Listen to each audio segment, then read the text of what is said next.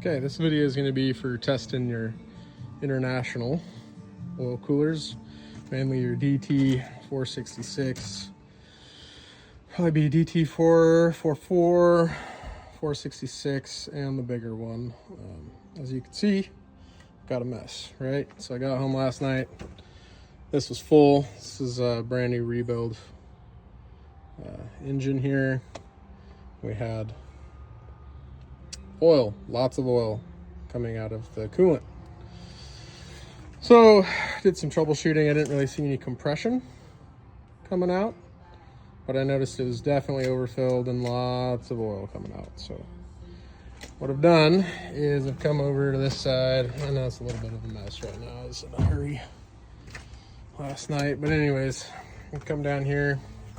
This is where your oil cooler sits, right under your turbo. You can see back in there. So your oil cooler will sit all the way across there. You've got your oil inlet. Over here you got where your coolant goes in that hole. And then back here you got your oil filter and coolant in and out back there. Oil in and out. So anyways, pull that off, take it in, put it on the bench. Try to figure out a way to pressure test. So there's not really a good way. So I will show you what I have come up with. This is what it'll look like sitting in your truck. You'll have your oil filter, cooler. That'll be right into your front timing cover. And that'll be bolted on the side of the block there. So find yourself a piece of plate. You want kind of a thicker plate to be able to take the pressure. You're gonna cut that plate at 5 1/4. And you're gonna take that plate and cut it at 2 feet. So 5 1/4 wide, 2 feet long. You're gonna put your oil cooler on there, and you're gonna bolt it with nuts on the back side, like that. And then you're gonna run a pipe fitting in there and hook up a ball valve to your airline. You're gonna spin a new filter on.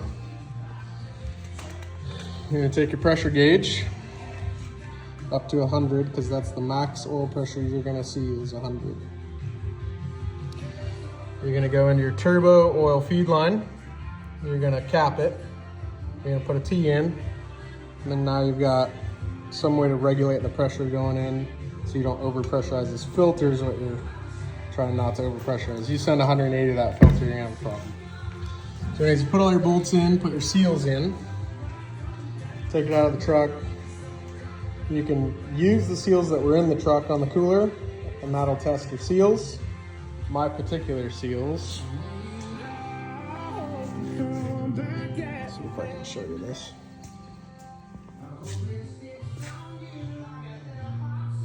So this is one of the O-rings that goes in there. And one of them, this one here, see that?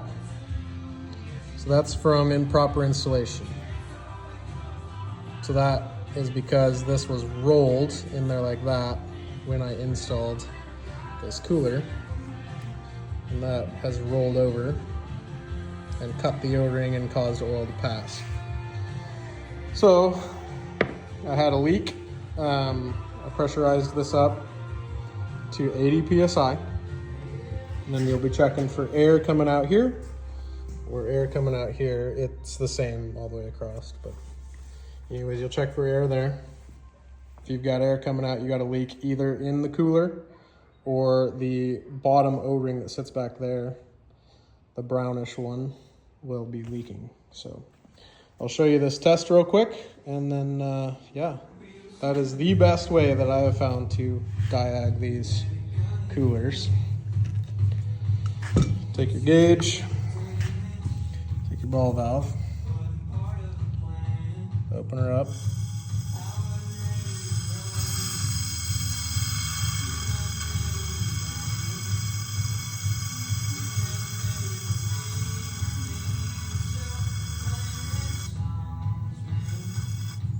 I like to bring her up to 80.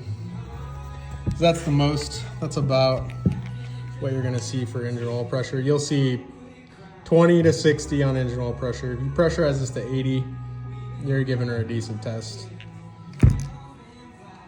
So now you'll take soapy water if you want. Run soapy water around here, soapy water around here.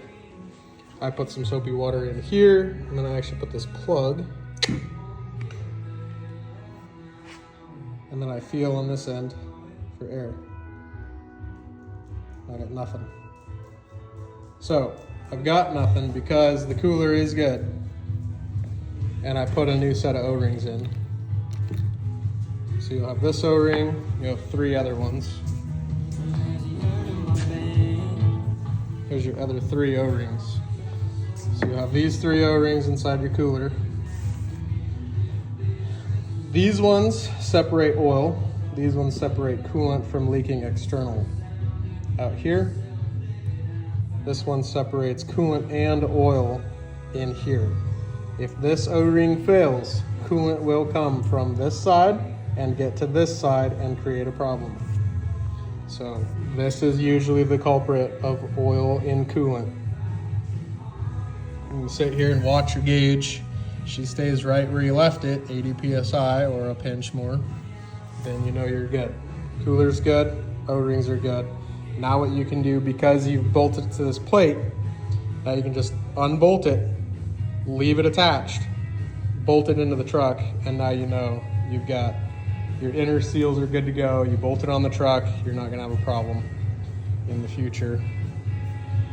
So that is the proper way to do these internationals. If you got any questions, feel free to hit me in the comments. Thanks.